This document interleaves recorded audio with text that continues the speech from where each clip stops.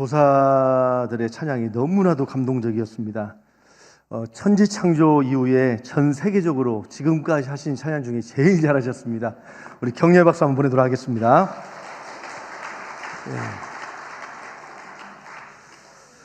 찬양팀도 저는 음반을 틀어놓은 줄 알았어요. 또 교회에 들어보니까 이렇게 교회가 밝고 환할 수가 있을까, 천국에 앉아있는 느낌이 막 드는 거예요. 너무나도 귀한 교회에 오게 되어 너무 감사합니다. 우리 옆에 계신 분하고 인사하겠습니다. 성도님은 집사님은 볼수록 아름답습니다. 인사하겠습니다.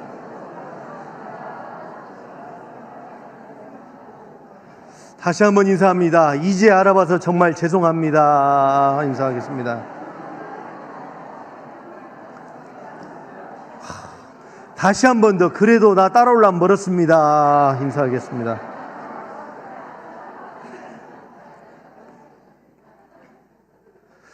오늘 예배에 초청해 주신 우리 목사님과 또 장로님들, 많은 성도님들에게 감사를 드립니다.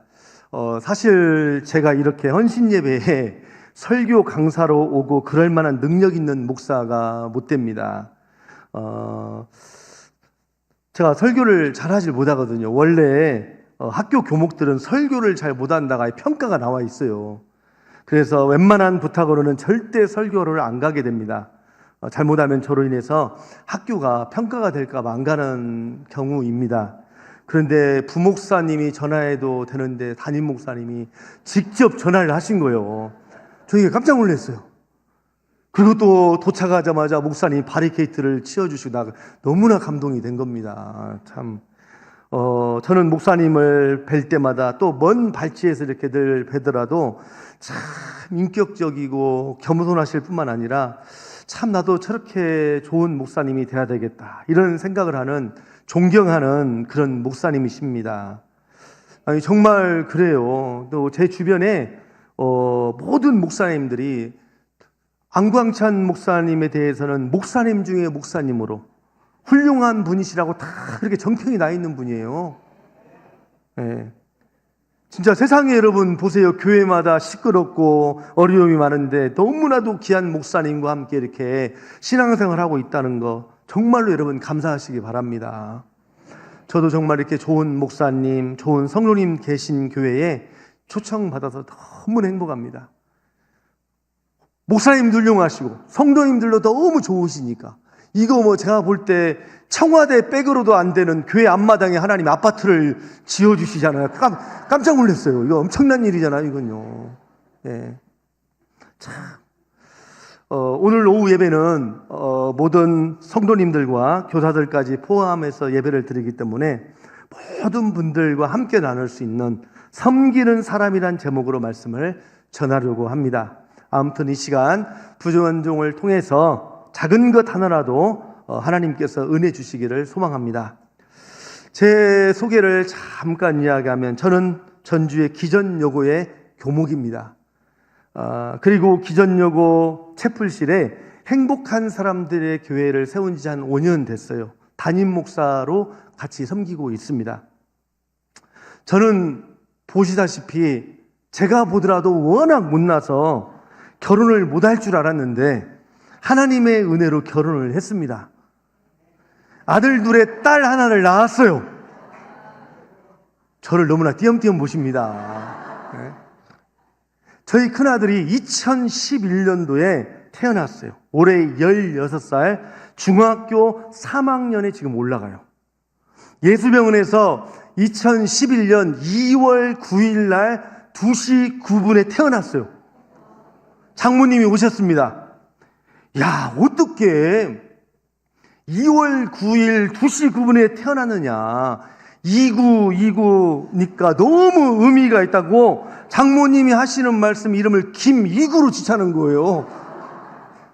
그래서 어머님 이름이 김이구 하면 거꾸로 하면 구이김이 되고 아이들이 이구 하나로 놀릴 확률이 너무나 높습니다. 그랬더니 아니 의미 있게 짓는 것이 중요하지 그게 뭐가 중요하냐는 거예요. 그런데 갑자기 생각이 났어요. 어머니 곱셈으로 하면 이구 18이 됩니다. 아이들 이름을 18니은이라고 놀릴 확률이 너무나 높습니다. 안 됩니다. 그랬더니 누가 그렇게 부르냐는 거예요. 이름 짓는 게 그렇게 어려웠어요, 어머니 때문에. 그래서 어머니, 아들은 제 아들인데 제가 이름을 지으면 되는 것을 그렇게까지 우기시면 어떻게 됩니까? 직접 말씀을 못 드리고 속으로만 생각하다가 이름을 김성민이라고 지었어요. 지금 그 아들이 이제 중학교 2학년 마치고 중학교 3학년 올라가는데 키가 188이에요. 크죠? 아들을 낳으려면 예수병에서 낳으세요. 신발이 315mm예요. 신발 가게 신발이 없어요. 서울 외국인들이 사는 이태원에서 구입하라고 하고 인터넷으로 하나씩 지금 구입해서 신기고 있습니다. 지난번에도 병원에 갔다 왔는데 아직도 성장판이 열려 있다는 거예요. 저는 아들이 밥을 많이 먹으면 야 임마 더 크면 어떻게 하려고 그래, 그만 먹어, 제가 막 숟가락을 뺐습니다. 저랑 같이 걷다 보면 제 어깨에 딱 손을 올려요. 야, 팔 안 내려? 그러면 저보고 아니 키도 작으신 분이 자꾸 집에서 괴롭히니까 그렇죠. 막 이렇게 하면서 지금 아무튼 이렇게 너무 커버린 거예요. 그리고 또 둘째는 지금 12살인데 5학년이에요. 근데 말을 잘해요. 웬만하면 입을 쉬지를 않아요. 집에서도 가정 예배를 드리면서 기도를 시키면 어떤 때는 아니 기도를 목사가 해야지 앵간치 시켜 먹으세요, 저한테 그러거든요. 제가 한 번은 4년 전에 교회를 가면서 차선을 좌회전 차선에 서야 되는데 그 줄에 서면 한 번의 신호를 못 받을 것 같아서 우회전 차선 제일 앞쪽에 서 있었어요. 신호가 바뀌면 함께 좌측으로 순간에 지나가려고. 그런데 우측으로 가는 차가 뒤에 따라 붙어가지고 계속 빵빵하는 거예요. 왜 거기 서 있냐고. 결국 어쩔 수 없이 살피다가 차가 없어 신호 위반하고 팍 지나갔습니다. 그런데 갑자기 어디선가 삑삑삑 우측으로 경찰 오토바이가 따라 붙은 거예요. 그래서 차를 세우고 또 두 아들이 차에 있잖아요. 창문을 싹 닫고 운전석만 열고 죄송합니다, 번칙금 끊으세요 그랬더니 경찰관이 선생님 이렇게 위반하시면 안 되죠 막 하는데, 혼나고 있는데 그 순간에 뒷좌석에 우리 아들을 7살이 닫아놓은 창문을 푹 내리는 거예요. 쭉 내리고 뭐라고 한 줄 아세요? 경찰 아저씨, 우리 아빠가 오늘만 잘못한 것이 아닙니다, 자주 그러거든요. 그러고 뭐라고 한 줄 아세요?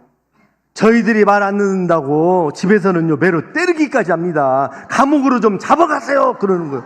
성질이 개떡같이 생겼습니다. 제가 이런 아들을 키우고 있습니다. 아무튼 이 경찰이 그 상황을 보고 웃어버리고 딱지 안 끊고 그냥 갔어요.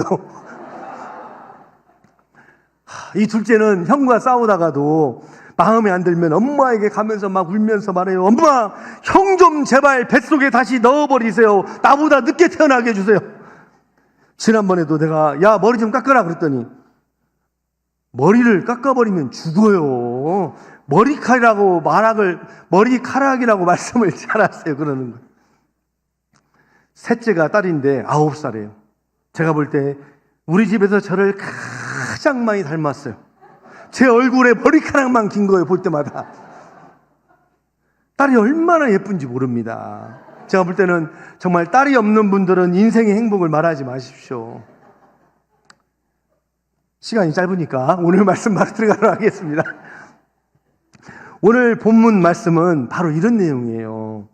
예수님께서 잡히시기 전날 밤에 세족식, 성찬식을 지금 하시는 거예요. 여러분, 세족식의 의미가 무엇입니까? 중동에 있어서 주인들이 밖에 나가서 생활하다가 집에 들어올 때 발에 흙이, 먼지가 묻지 않습니까? 그러면 종과 하인들이 주인의 발을 물을 가져다가 씻어주는 것이 세족의 의미예요. 그런데 이 모습을 예수님께서 제자들에게 베푸시고 난 후에 너희도 서로의 발을 씻어주는 것이 옳으니라 이렇게 말씀하십니다. 이 말씀이 무슨 뜻입니까? 서로 섬겨라는 거예요. 우리가 서로를 섬겨야 되는 이유가 무엇입니까? 그것은 세상과 달라야 되기 때문에 그러는 거예요. 여러분, 예수님을 믿는다는 의미가 무엇입니까? 그것은 세상과 달라야 된다는 거예요. 세상은 아랫사람이 윗사람의 발을 씻습니다. 세상은 제자가 스승의 발을 씻습니다. 종이 주인의 발을 씻습니다. 그런데 예수님은 어떻게 하셨습니까? 이것을 확 뒤집어서 거꾸로 하신 거예요. 세상 사람들은 힘과 권력과 서열 중심입니다. 그러나 성경은 성경의 섬김의 중심으로 이 문제를 지금 풀어가고 있습니다. 우리가 섬겨야 되는 이유가 무엇입니까? 예수님께서 직접 친히 본을 보여주셨기 때문이에요. 예수님께서 직접 발을 씻어주셨습니다. 우리 예수님께서 이 땅에 사명선언문 하나를 말씀하십니다. 마태복음 20장 28절에 인자가 온 것은 섬김을 받으려 함이 아니요 도리어 섬기려 하고 자기 목숨을 많은 사람들에게 대속물로 주려 함이라. 섬김은 생활 방식이고 사명이고 우리의 사명 선언문이고 예수님을 믿는 사람들의 삶의 목적이 되어야 된다고 예수님이 우리에게 말씀하시는 거예요. 여러분, 교회 안에서, 직장에서 누가 스승입니까? 교회 안에서 누가 어른입니까? 교회 안에서 누가 진짜 직분자입니까? 본을 보이는 사람이 하나님의 사람이고 사역자라는 사실이에요. 제가 교회에서 정말 열심히 봉사하는 어떤 분에게 물어보았습니다. 어떻게 이렇게 교회에서 잘 섬기세요? 그런데 그분의 한 말이 가슴을 찔렸습니다. 뭐라고 대답한 줄 아세요? 목사님, 그게 뭐가 대단합니까? 그저 조금 예수님을 흉내 내었을 뿐입니다. 이게 얼마나 귀한 말입니까? 그게 뭐 그리 대단합니까? 목사님, 제가 그저 조금만 예수님을 흉내를 내었다는 거예요. 오늘 여러분 성경을 보십시오. 내가 주와 또한 선생이 되어, 이 말씀이 무슨 뜻입니까? 우리 예수님이 선생이 되는 것을 포기했다는 것이 아닙니다. 여러분, 교회 안에서 직분과 어른의 자리, 아버지의 자리, 장로님, 권사님, 목사의 자리를 포기하라는 것이 아니에요. 자리는 갖고 있으되 자세를 바꾸라는 거예요. 어떤 자세로요? 섬김의 자세로 바꾸라는 거예요. 선생님의 자세가 가장 중요한 자세가 무엇입니까? 섬기는 거예요. 선생님으로부터 제자가 섬김을 받고 나서 제자는 그러면 어떤 자세를 갖출까요? 선생님을 존경합니다. 그러면 여러분에게 묻습니다. 선생님의 역할과 자세는 무엇입니까? 그것은 섬기는 것이고요, 제자는 존경하는 것이에요. 그러면 둘 중에 누가 먼저입니까? 누가 먼저 해야 이 선순환이 이루어진다고 보십니까? 많은 사람들은 지금까지 제자들이 존경해야 내가 너를 섬겨주지, 이렇게 말했다는 거예요. 이래서는 문제가 풀리지 않는다는 것입니다. 여기서 먼저 해야 되는 게 있습니다. 무엇입니까?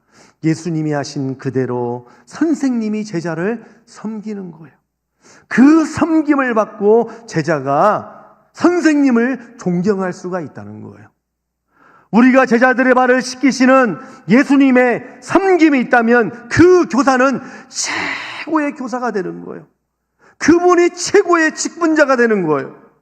이거 하나만 기억하시고 제자들의 발을 씻기신 예수님의 낮은 마음, 온전한 섬김의 자리에서 헌신하면 교회는 행복한 교회가 되는 것이고 최고의 교사가 되는 줄로 믿으시기를 축원합니다.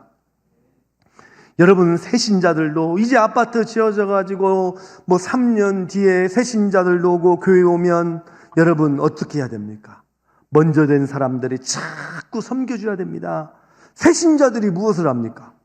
무슨 말을 물어보면 대답도 잘 안 해주고 본동만동하고 만나는 사람마다 저쪽으로 가세요, 절로 가세요, 절로 가세요, 그래가지고 절로 등록한 사람들이 교회 안에 많다고 하잖아요. 그런 교회가 되면 안 되는 거예요. 저는 교목이 되기 전에 광주 열광교회에서 부목사로 생활을 하게 됐습니다. 제가 17년 전에 섬겼던 광주 월광교회는 작년부 출석만 주일에 4,600명이 나오는 교회예요. 부목사가 12명이 있는 교회입니다. 주일 예배가 4부까지 있고 영어 예배부, 장애인 예배부, 다문화 예배부, 중국어 예배가 있습니다. 교회가 초중고를 다 세워서 운영하고 있습니다. 제가 있을 때는 그 해만 그랬는지 모르지만 특별 예산까지 1년 예산이 80억이었어요. 그 당시 목포의 호남방송사 사장님이시던 장로님이 목포 호남방송사를 1,000억에 매각을 했는데 11조를 100억을 했어요. 좀 놀래보세요. 통장에 1억도 없으신 분들이. 네? 이거 대단한 분이시죠. 그러한 교회에 그 당시 제가 이래봐도 부목사로 들어갈 때 30대 1로 들어갔어요. 근데 그래 좀 놀래보세요. 네? 근데 뭘 특별해서 잘해서가 아니고 면접을 볼 때 제가 들어갈 때 목사님, 장로님, 수석 목사님 있는데 들어갈 때 제가 정말 90도로 인사를 하고 들어갔거든요. 나올 때도 인사를 90도로 하고 나왔어요. 그런데 담임 목사님이 야, 다 필요 없고 들어올 때 인사 잘하고 나갈 때 인사 잘한 김호진 목사 뽑아. 제가 인사 하나로 사무실로 들어간 거예요. 그래서 그곳에서 이제 부목사 생활을 했어요. 근데 월광교회는 부목사 한 명당 세 교구가 주어지는데 한 교구가 250명이에요. 목사 한 명이 750명의 성도를 섬기는데 교회 사역이 막 신방이 계속 되는 거예요.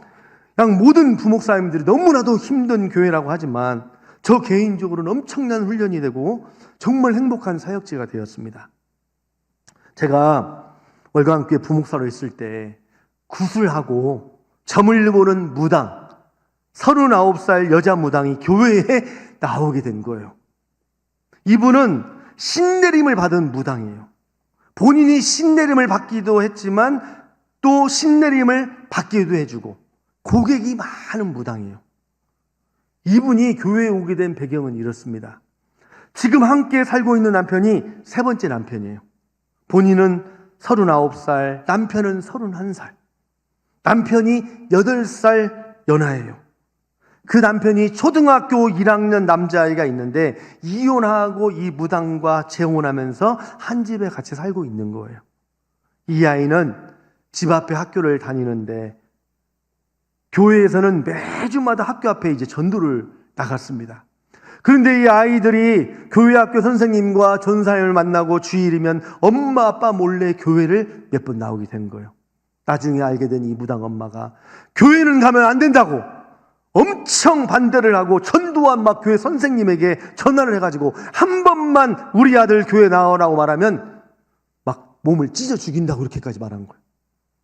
그런데 그 아들이 교회에 가면 막 찬양도 하고 선물도 받고 친구들을 만나고 너무 좋으니까 무당 그 새엄마가 말려도 끝까지 포기하지 않고 교회에 나오는데 그 고집을 이 무당이 꺾을 수가 없었던 거예요. 한편 무당 입장에서는 아들 못 가게 하다가 이 아들이 나중에 나를 친엄마가 아니라고 버릴 날이 오겠지라는 생각이 드는데 교회에서는 부모님을 공경하라는 것을 가르친다는 걸 이 무당이 안 거예요. 그래서 나는 이미 자궁수술을 해서 아이도 못 낳고 무당인 나를 나중에 어머니라고 인정만 해줘 고맙겠지 이런 생각이 든 거예요. 그리고 교회에 나가면서 기뻐하고 좋아하는 그 아들을 보면서 예전에 자기 자신이 거울처럼 들여다보이고 무당을 떠나서 사람답게 살고 싶다는 생각이 마음에서 살아난 거예요. 그래, 한번 교회에 가보자면서 그 아들을 전도한 전사님을 통해서 목사님을 한번 만나고 싶다는 거예요. 광주 월광교회가 작년부 출석만 4,600명인데 담임 목사님을 일반 개인 성도가 못 만나는 거예요. 12명의 부목사 중에 한 명을 만나야 되는데 모두 다 무당을 만나고 싶지 않은 거예요.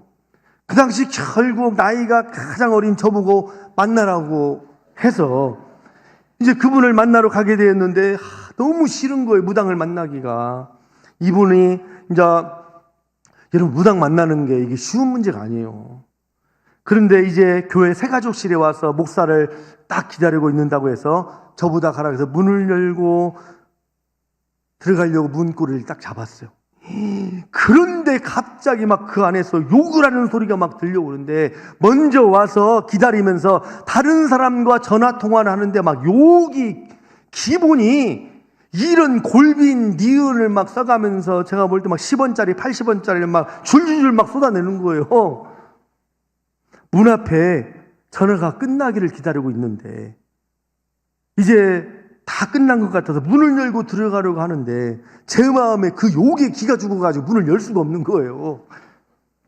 아무튼 노크를 해가지고 딱 들어갔습니다. 안녕하세요, 교회 목사입니다. 너무나도 교회 잘 오셨습니다. 인사를 하면서 무당의 얼굴을 보는 순간에 와, 그 무당의 이 눈에 눈매가요 보통이 아닌 거예요.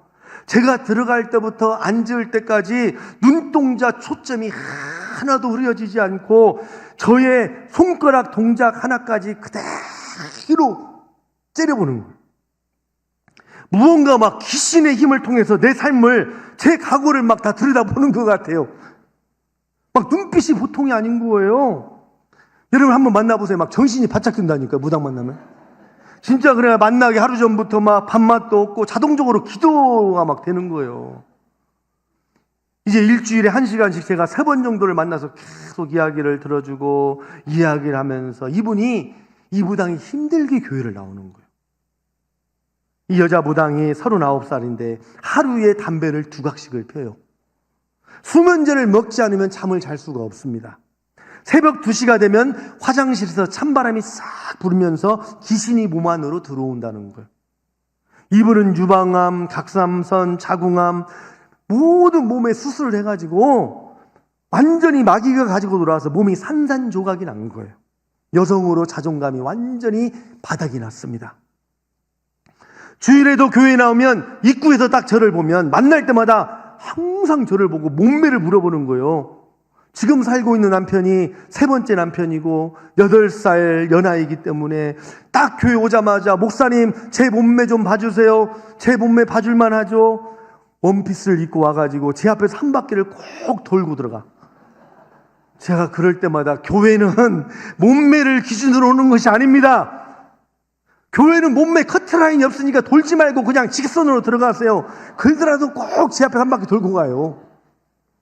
그런데 교회를 다니면서 하는 말이 저에게 자기 집에 신방을 한번 와주라는 거예요. 아니, 왜 새신장 오면 신방을 한다는데 자기 집에는 목사님이 오지를 않느냐는 거예요. 신방을 받아야 되겠다는 거예요. 그래서 신방을 안 갈 수도 없고 이 무당집에 간다는 이 마음이 너무나도 그래서 어떻게 할까 고민이 많이 들어서 하루에 기도를 3시간씩 하신 권사님이 있어요. 1년에 100명 넘게 전도하는 권사님이 계셨거든요. 제가 그래서 그분을 모시고 갔어요. 혹시 나의 연약한 부분이 있다면 우리 권사님의 믿음의 역사를 기대하는 마음으로 그분을 모시고 선택해서 제가 가기로 한 거예요. 집에 아파트가 3층인데 계단에 올라가는 옛날 아파트거든요. 입구에부터 3층까지 굵은 소금이 그냥 쫙 뿌려져 있더라고요. 나중에 알았는데 이분이 저를 초청한 것은 다른 이유가 하나도 없었어요. 과연 무당인 자기 집에 목사가 오면 과연 어떤 현상이 일어날까 나름대로 궁금했다는 거예요. 자기 집에 신과 부딪혀서 목사가 거품을 물고 쓰러지는 것을 보고 싶었다는 거예요. 그래서 신방을 저를 와라고 했다는 거예요. 저는 그것도 모르고 계단에 뿌려진 소금을 잘 밟고 집 앞에 가서 권사님과 함께 현관문 벨을 눌렀습니다. 문을 열고 들어가는 순간에 정말로 놀라운 일이 일어났을까요? 안 일어났을까요? 네? 다음 이야기는 다음에 한 번 더 불러주시면 이어서 말씀을 드리겠습니다. 또 제가 또 그냥 가면 날씨도 추운데 사람 열받게 한다고 혈압 오르게 한다고 그냥 갔다고 해서 말씀을 드리고 가겠습니다. 집에 문을 열고 이제 딱 들어갔어요. 그냥 부적이 집에 가득하죠. 몸이 막 지하실에 들어간 느낌. 막 습하고 안 좋은 거예요. 이제 자리에 앉고 기도하고 집을 눈으로 쭉 둘러보는데 냉장고에 하얀 백고양이가 저를 막 째려보고 있는 거예요. 이거 얼마나 썸칫하든지 느낌도 안 좋고 얼른 눈을 깔고 빨리 예배 드리고 나가야 되겠다. 이거 있을 곳이 아니구나. 찬송가 부르겠습니다. 찬송가 288장 1절 부르겠습니다. 찬송가도 4절까지 있잖아요. 그냥 빨리 하고 나가야 되겠다. 그리고 찬송 1절을 부르는 순간에 옆에 있는 믿음 좋은 권사님이요, 갑자기 엄마야 하면서 놀라면서 성경책 위로 던져본 거예요. 저는 귀신이 나타난 줄 알았어요. 이제 예배는 그 순간에 다 물 건너가 버렸고, 갑자기 보니까 새까만 고양이가 우리 권사님의 장단지를 딱 밟고 지금 제 장단지를 밟는 순간인 거예요. 저도 깜짝 놀랐어요. 그래서 제가 무당 성도님, 설교 말씀은 교회 매주 나오면 듣는 것이고, 기독교 방송을 보면 훌륭한 목사님들이 매일매일 좋은 설교 말씀이 나오니까 항상 기독교 방송 잘 틀어놓고 들으시라고. 그리고 주기도문 하고 제가 마쳤어요, 바로. 그리고 바로 일어나서, 무당 성도님, 제가 약속 있다는 걸 깜빡 잊어버리고 여기로 왔어요. 지금 가야 되겠습니다. 막 자리에서 그냥 일어나가지고 막 가려고 하니까, 목사님 이곳까지 오셨는데 아무리 바빠도 차 한 잔은 드시고 가셔야죠. 막 저를 잡더라고. 무당 성도님 괜찮습니다. 교회에서 많이 마시고 왔거든요. 안 주셔도 마신 거나 다름없습니다. 막 그랬더니, 그러면 안 되죠. 잠깐만 앉으세요 하고 옛날 아파트라 주방문을 여는 순간에 막 가둬놓았던 불독 같은 강아지 3마리가 나오고, 또 1마리 고양이 나오고, 권사님과 제가 와서 제게 와가지고 막 혀로 팔다리를 핥는데요. 막 권사님 여기저기 막 피해 도망다니다 나가버린 거예요. 개, 고양이 6마리가 한꺼번에 막 달라붙는데, 와, 제가 진짜 징글징글했습니다. 음료수를 정말 그 순간에 따라주는데요, 혹시 여기에 거품물 도록 탔나 별 생각이 들기도 하고, 무당이 먼저 마실 때까지 마신 다음에 마시고. 제가요, 그날 무당집에 가서 거품 물고 안 나온 것만 해도 정말 감사했습니다. 정말 다시는 가고 싶지 않는지, 그 무당집. 고양이 3마리, 개 3마리를 기르고 있는 거예요. 한 번에 이분이 교회를 나오지 않았어요, 무당이. 그때가 여름인데 8월 22일인데 오전 11시에 문자가 딱 왔습니다. 목사님, 한샘이 엄마예요. 하얀 고양이를 잃어버려서 교회를 못 갔어요. 가슴 아파 죽겠어요. 꼭 찾을 수 있도록 기도해 주세요. 그래서 문자를 보고 제가 점심시간이 지나서 전화를 했습니다. 그랬더니 하얀 백고양이를 잊어버려서 하루 종일 어제부터 밥 한 끼를 못 먹었다는 거예요. 목사님, 그 하찮은 것이 이 무더운 날씨에 밥도 굶고 어디서 어떻게 지낼까 생각하니까 정말 제 속이 지금 뒤집어지고 있습니다. 제가 볼 때는 고양이를 몰라도 너무나 모르는구나. 집에 나가서 쥐도 잡아먹고 뱀도 잡아먹고 있을 것 같은데, 이분이 막 제발 하나님이 계시고 예수님이 계시다면 꼭 좀 찾을 수 있도록 목사님 기도 좀 해주세요. 정말 이번에 고양이를 찾으면 나 열심히 예수님 믿을 거예요. 막 울면서 제발 돌아오게 막 기도 좀 해주세요 그러는 거예요.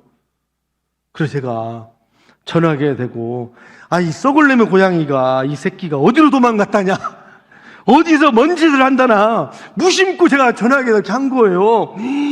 이분이 막 그 말을 듣고, 아니 어떻게 목사님이 그렇게 험한 말을 할 수 있습니까? 썩을려면 고양이라뇨. 목사님 정말로 너무하십니다. 그게 말이라고 합니까? 목사님하고는 전혀 말이 통하지 않습니다. 전화를 딱 끊어버린 거예요. 그리고 다시 계속 전화도 안 받는 거예요. 그리고 몇 시간 뒤에 다시 전화를 했더니 받더라고.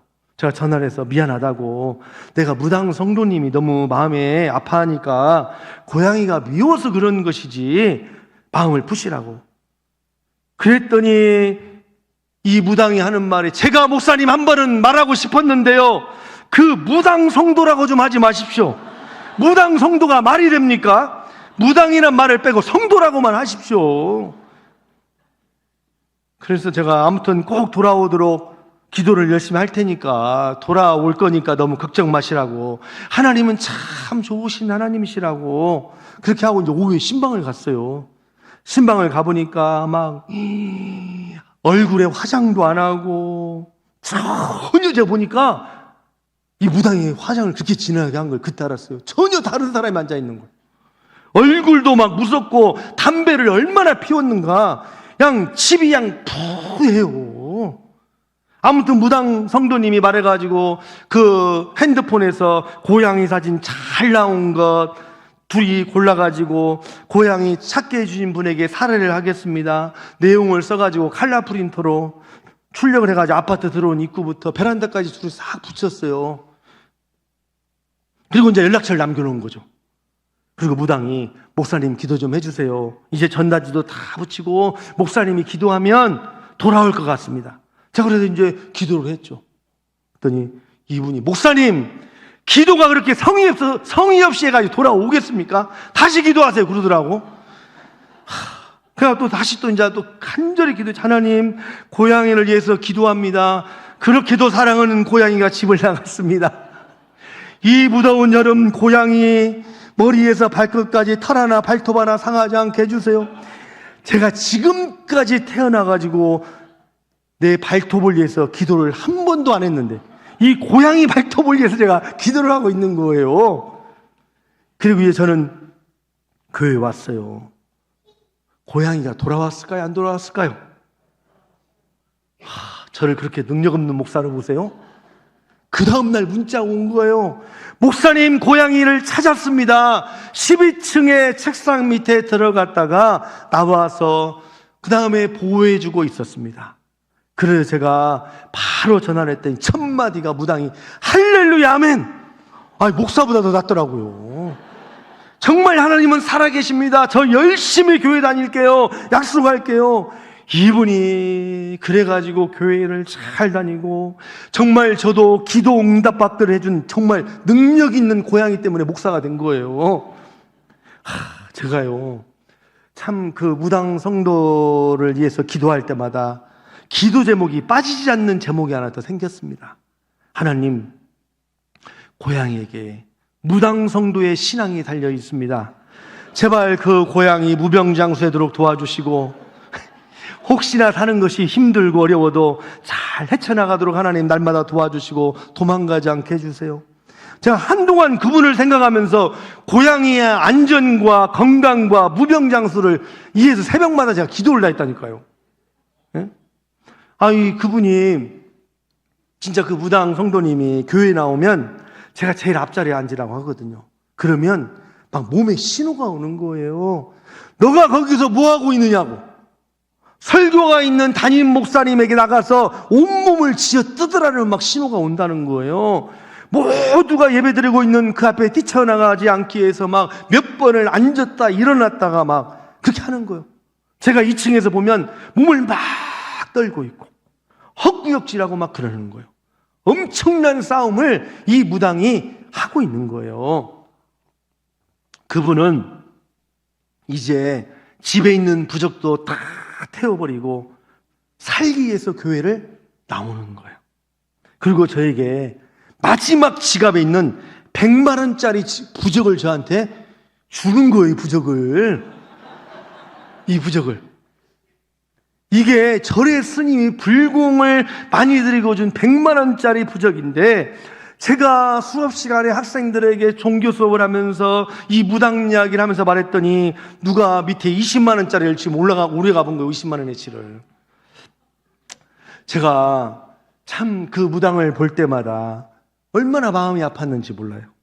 목사님 행복하게 사람답게 살고 싶은데 너무나 쉽지가 않습니다. 그런데 이 무당하고 이야기를 하는데 본인이 고등학교 때까지 교회를 열심히 다녔다는 거예요. 왜냐하면 엄마가 신기가 있어서 교회를 다니면서 회복이 되었고 그 무병이 혹시 딸에게로 갈까봐 딸을 데리고 교회에 다니면서 엄마와 함께 교회를 고등학교 때 잘 다녔다는 거예요. 근데 고등학교를 졸업하고 대학교를 떨어졌는데 교회 전도사님이 자기를 그렇게 무시를 하더라는 거예요. 엄마도 교회 가지만 집안 형편이 어려우니까 인정도 못 받고 교회를 가더라도 사람 취급을 성도들이 안 하더라는 거예요.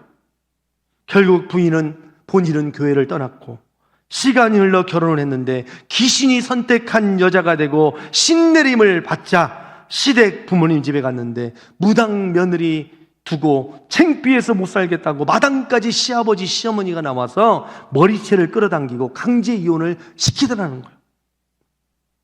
기구한 삶이 그때부터 시작되었다는 거예요.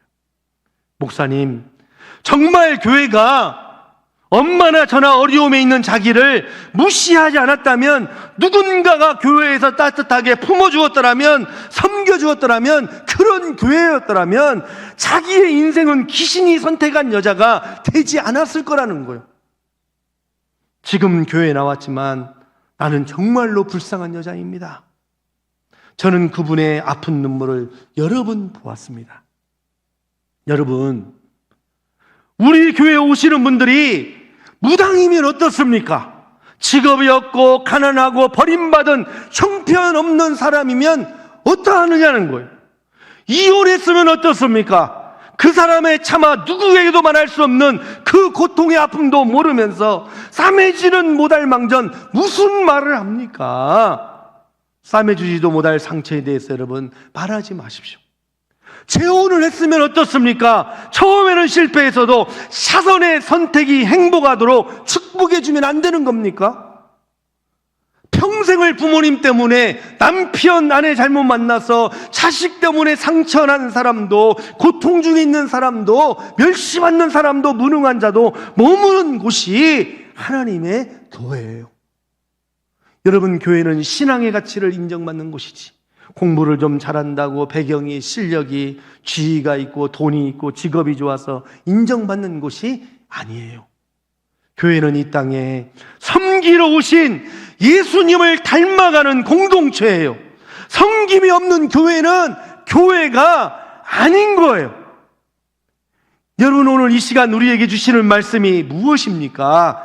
한마디로 말하면 섬기라는 거예요. 교회 학교 선생님이세요? 정말 미안하지만 우리 학생들을 섬기는 마음이 없다면 교사하시면 안 됩니다. 집사님, 권사님, 장로님, 목회자세요? 미안합니다. 본인은 교회의 울타리가 필요할지 몰라도 섬김이 없는 사람은 100년을 신앙생활 했어도 주님을 배우지 못하는 사람이에요. 성경을 백독을 하고 제자훈련을 하고 예배 한 번 안 빠져도 섬김이 없는 사람이라면 전혀 주님이 어떤 분이신지를 모르는 사람이라는 거예요. 여러분, 교회학교 교사요, 가르치려 하지 마시고 본을 보이세요. 섬김으로. 학생들 부모 보고, 가정 형편 보고, 무시하고, 공부 못하는 학생이라고 손가락질 하지 마시고 무당 만드는 교사가 되시면 안 됩니다. 주님처럼 학생들의 발을 씻기는, 섬기는 그러한 사람이 되세요. 그게 바로 교사예요. 그러한 장로님, 권사님, 집사님이 되어야 되는 거예요. 이것이 신앙인의 본질이에요. 제가 교목이니까 그래도 학교 이야기를 잠깐 드리면, 여러분, 교목이 쉬운 게 아닙니다. 제가 기존여고에 온 지 10년이 되었는데, 기존여고 교목으로 오기 전에 제가 군산 영광여고에 있었습니다. 8반씩 24반이 있는데 정식 교목으로 자리를 받아서 제가 있고, 중학교가 5반이라 교목 자리가 안 나오는 거예요. 그래서 고등학교 정식 교목인 저를 중학교로 내려보내고 고등학교 자리를 하나 받기 위해서 학교적으로 제가 1년간 중학교에 내려가 있었기도 했습니다. 6년은 고등학교, 1년은 중학교에. 제가 지금까지 교목으로 자란 것이 딱 한 가지가 있어요. 그것은 뭐냐면 교목실을 100% 오픈한 거예요. 아무튼 목사를 떠나서 학생들과 친밀해지기 위해서 고민도 많이 하고 기도하면서 제가 교목실을 100% 오픈을 하자 생각을 하고 교목실을 오픈해서 믹스커피 무제한, 녹차 무제한, 종이컵 무제한, 아무나도 오게 했습니다. 그리고 매일 얼음을 냉장고에 30판을 얼렸어요. 냉장고도 무제한으로 쓰게 했습니다. 아무나 와서 뭐 케이크도 넣고 마음대로 쓰도록 다 했습니다. 제 책상 서랍에는 여고니까 여학생들 머리에 꽂는 실핀, 똑딱이, 머리 묶는 고무줄 항상 떨어지지 않게 사놓고 아무나 열어서 쓰도록 했습니다. 손톱깎이도 3세트나 갖다 놓고 프린터도 마음대로 쓰게 했습니다. 어떤 학생은 손톱을 깎아서 제 책상 앞에 하트를 만들어 놓고 가요. 아니, 꼭 사랑을 더러우니 손톱으로 만들어야 되겠냐고요. 어떤 아이들은 얼음을 먹으러 와이고 딱 냉장고에 냉동실을 하죠. 아이고, 이거 막 냉동 그 얼음판을 꺼내고, 여기 보세요, 목사님, 세균이 한 5만 마리는 붙어 있는 것 같다고. 더러워서 못 먹겠다. 목사님이나 많이 드세요 하면서 문 탁 잡고 가는 학생들도 있거든요. 전교생 700명 중에 250명이 하루 왔다 가는 거예요. 제가 군산에 있을 때는 커피 180개짜리 한 통이 하루에 그냥 사라지는 거예요. 녹차와 커피를 통해서 얼마나 학생들과 소통이 되고 마음의 문이 열려진지 모릅니다. 저는 정말 고등학교에서요, 커피로 성공한 목사가 된 거예요. 저는 커피를 사랑하고 커피를 존경하고 커피를 동경하고 제 몸에는 커피가 흐르고 있다니까요. 네? 제가 교무가면서 가장 고맙고 존경하는 분은 믹스커피 회장님이에요, 솔직히. 웬만하면 저는 카누고 엄청난 별난 커피 먹질 않아요. 처음부터 끝까지 오직 맥심, 오직 예수님, 이렇게 교목으로 살아가고 있거든요. 여러분, 교목실은 목사가 혼자 쓰는 공간이거든요. 제가 교목실을 막 100% 오픈하니까 어떤 때는 막 수업 끝나고 하면 난리예요. 막 소파에 누워있고 냉장고 얼음 먹고 얼음판 막 다 펼쳐놓고 커피 바닥에다 엎질러 놓고 막 그냥 가는 일들이 많은 거예요. 제가 하나님, 저에게 사람 꼴 좀 볼 수 있는 바다 같은 넉넉한 마음을 주세요. 이게 정말 기도 제목이었다니까요.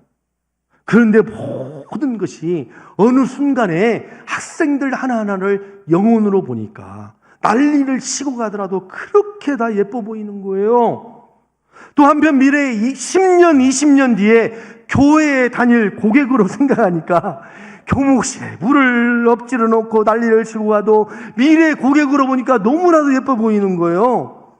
정말 하나님께서 저에게 초월의 은혜를 주셔가지고 그렇게 예뻐 보이게 되는 거예요. 정말 저는 초월했습니다. 저는 학생들에게 기독교 학교를 오니까 목사님도 좋고 교목실도 좋고 예배도 괜찮다는 이미지를 심어가기 위해서 나름대로 엄청 노력을 하고 있습니다. 지금은 안 다녀도 10년, 20년 뒤에 그때 교회를 나가면 열매를 맺는 거잖아요. 이것이 학교 교목뿐만 아니라 모든 교회 학교 교사의 자리예요. 이런 마음으로 학생들을 대해야 됩니다. 그래야 이 나라가 미래가 있고 한국교회의 미래가 소망이 있는 거예요. 제가 군산 영광중학교에도 1년이 있었는데 중학교는 또 남녀공학이잖아요. 중학교도 교목실을 오픈해 놓으니까 남학생들이 막 많이 몰려오잖아요. 그러면 저하고 야, 그냥 친구처럼 반말하고 지내자, 이런 학생들이 있어요. 중학생들이요. 제가 뭐라고 했을 것 같아요? 야, 임마 정신 차려. 나는 선생이고 너는 학생이야. 제가 그렇게 한 번도 말하지 않았습니다.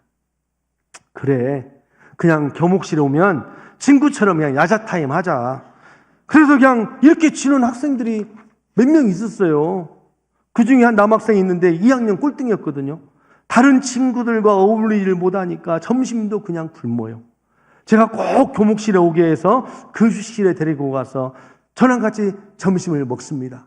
참 반찬을 먹다가도 보면 맛있는 거 제일 나중에 먹고 싶고 남겨놓잖아요. 그 순간에 이 자식이 가져가 버려요, 항상. 그래도 아무튼 항상 데리고 와서 밥을 먹고 그렇게 했거든요. 또 학교 수업이 끝나도 비가 올 때는 제가 집까지 자주 실어다 줬어요. 집에 가면 엄마가 어떻게 왔냐고 물으면 학교의 목사님이 선생님이 실어다 줬다고 하면 야, 너 같은 놈을 무슨 선생님이 집에다 실어다 주냐. 미치를 엄마가 않는 거예요. 목사님, 제 말이 거짓말이 아니라는 것을 엄마에게 전화 한 통만 좀 해주세요. 그러거든요. 제가 참 공부도 못하고 친구도 없고 자존감 없는 그 학생에게 제가 교목실 제 열쇠를 주었어요.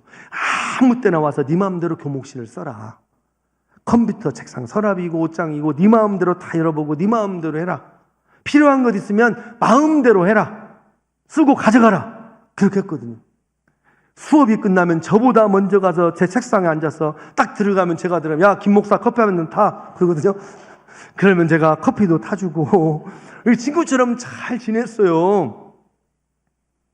그 학생의 엄마가 한 번은 저희 집 아파트에 진짜 큰 복숭아를 사가지고 집 앞까지 찾아오셨어요. 제가 그래서 어머님, 이런 것을 사오시면 어떻게 합니까? 선생은 이런 걸 받으면 안 됩니다. 그래도 가져오셨으니까 맛있게 먹겠습니다. 가지고 오라고 할 수는 없잖아요. 잘 받았죠. 어머니가 저에게 목사님, 못난 내 아들에게 정말 인격적으로 사람답게 잘 대접해 주셔서 너무나도 감사합니다. 제 아들이 집에 와서도 목사님 이야기만 하고 그 가기 싫은 학교 재미있어하고 학교에서 점심을 먹었느냐고 물어보면 왕따를 당하고 거의 굶고 오는 아들이 목사님과 같이 먹었다고 하고 정말 감사합니다. 우리 아들에게 인격적으로 사람답게 대해 주셔서 너무나도 감사합니다. 목사님 아파트에 와보니까 너무 오래된 아파트인데 저희가 구입한 새 아파트를 드리고 우리가 전세에 가서 살겠습니다. 저희 집으로 가세요 그러는 거예요. 그 당시 아파트가 풍경채였거든요. 바로 지은 아파트였어요. 10년 전에 군산에. 목사님 개인적으로 노트북이든 뭐든지 필요하면 말씀만 하세요. 제 목숨이라도 원하면 드리고 싶은 마음입니다. 여러분, 이런 말 아무나 듣는 거 아니에요. 제가 그 다음날 그 학생이 물었어요. 야, 니네 집 아파트 얼마냐? 그랬더니 2억 9천이라는 거야. 10년 전에 새 아파트 2억 9천이었어요, 군산에요. 제가 그래서 2억 9천이라고? 참, 그 엄마가 저희 집 아파트 드리겠습니다. 그때 제가 아멘을 했어야 되는데 아멘 한 번을 놓쳐서 2억 9천짜리 집 한 채가 날아간 거예요. 여러분, 아멘을 좀 잘하세요. 그렇습니다. 저는 저의 자리에서 교목으로서 그 어떤 학생이라도 공부가 전혀 안 되고 바보 같은 학생이 있다 할지라도 정말 인격적으로 대하고 모든 학생들에게 더 좋은 목사로 하나님의 사랑을 만나게 하는 것이 제 꿈이고 교목으로 마칠 때까지 사명이고 비전으로 알고 저는 은퇴를 할 거예요. 여러분, 전도가 쉬운 것이 아니에요. 우리의 여기에 모인 교사들이 돈을 지불하고 시간을 지불하고 마음을 지불해야 되잖아요. 여러분, 귀한 교회학교 선생님들이 없다면 교회가 우리만 신앙생활하고 끝나고 다음을 이어가지 못한다면 교회는 문 닫게 되는 거예요. 결국은 세상 속의 교회가 희망이에요. 교회에서 믿음의 사람을 세우지 못하면 대한민국의 미래는 없습니다. 이것은 절대적인 진리예요. 우리 교회학교 선생님들은 교회에서 월급을 받는 것도 아니고 모든 시간과 에너지를 물질을 투자해서 학생들을 만나고 함께 하는데 사실 누가 얼마나 알아줍니까? 하지만 선생님이 대한민국의 미래와 이 땅에 하나님의 나라를 세워가는 최고의 섬김의 자리에 있는 거예요. 긍지와 자부심을 가지시기를 바랍니다. 내가 받을 최고의 보상은 하늘에서라는 사명감을 붙들어야 됩니다. 교사의 사명이 식어지면 안 되는 거예요. 세상적으로는 자랑할 것 없을지라도 작은 나로 인하여 이 땅 가운데 다음 세대가 세워지고 하나님의 나라가 이루어져 간다면 이보다 더한 기쁨과 이보다 더한 행복한 사역이 교회 안에 어디가 있겠습니까? 다니엘서 12장 3절에 보십시오. 많은 사람을 옳은 대로 돌아오게 하는 자는 별과 같이 영원토록 비추리라고 말씀하고 있습니다. 이 말씀은 복음을 전하는 사람, 신앙의 지도자, 영적으로 영향력을 끼친 사람은 하늘의 상급, 존귀함, 영원한 생명과 영광을 누리게 된다는 말씀이에요. 여러분, 교회학교 교사 정말 여러분 대충하지 마시고 확실하게 가슴에 남는 교사, 영혼을 살리는 교사의 열정을 가지고 사명을 다하십시오. 하나님께 영원히 기억되는 별과 별과 같이 빛나는 그러한 교사를 꿈꾸고 그러한 열정으로 사명을 다하시기를 바랍니다. 여러분, 오늘 말씀의 주님은 너희도 행하게 하려고 본을 보이셨다는 거예요. 이 말씀은요, 내가 예수 그리스도를 따르듯 당신도 나를 따르라고 자신 있게 말할 수 있는 신앙이 되라고 예수님이 우리 모두에게 본을 보여주신 거예요. 내가 나를 다른 사람에게 나를 본받으라고 하는 것은 사실 어려운 이야기예요. 그러나 다른 사람들이 목사이고 장로이고 권사이고 집사인 나를 통해서 그리스도의 향기를 맡을 수 없다면 그것은 생화가 아니라 벌과 나비가 날아오지 않는 조화로 살고 있는 거예요. 여러분, 묻습니다. 주변 사람들이 나를 예수님을 믿는 사람으로 보고 있습니까?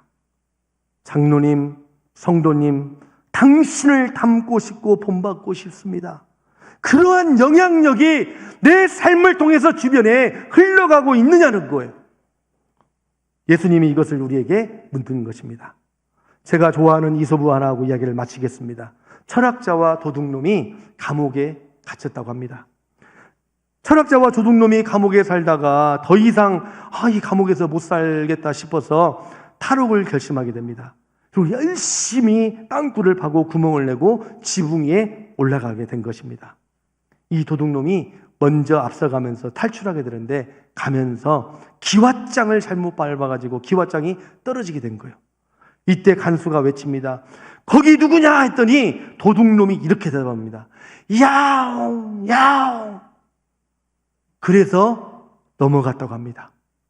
그 뒤에 고명하고 훌륭한 철학자가 따라가고 있었습니다.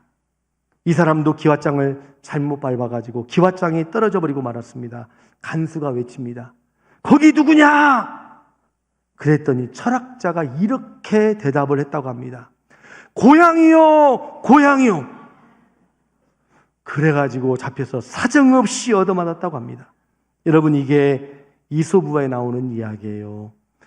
나는 예수 믿어요. 나는 교회 다녀요. 나는 목사예요. 집사예요. 나는 교사예요. 이렇게 말하지 마십시오.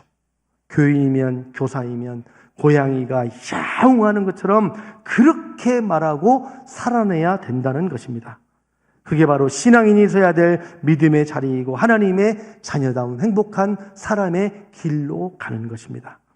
여러분, 지금까지 믿음 생활 잘하시며 훌륭하게 살아오셨지만 다시 한번 예수님처럼 서로 발을 씻어주는 섬김의 본을 보이는 자리에서 교인이면 고양이가 야옹하는 것처럼 그렇게 말하고 살아내는 제자가 되시고 교사가 되시고 성도님들 모두 되시기를 축원합니다. 기도하겠습니다. 하나님 아버지, 우리 예수님께서 이 땅에 오신 목적이 섬김을 위해서 왔다고 말씀하십니다. 우리는 예수님을 믿기 때문에 세상과 달라야 되며 또한 예수님이 본을 보이셨기에 섬겨야 하며 하나님의 나라가 임한다고 말씀하십니다. 주님, 우리로 하여금 주님을 닮아 본을 보이는 섬기는 주의 제자들 되게 하여 주옵소서. 삶의 본을 보이는 것이 최고의 교사의 자리임을 알고 맡기신 귀한 믿음의 자녀들을 품고 기도하며 사랑으로 섬기게 하여 주옵소서. 그들의 발을 씻기게 하여 주옵소서. 예수님의 이름으로 기도드리옵나이다. 아멘.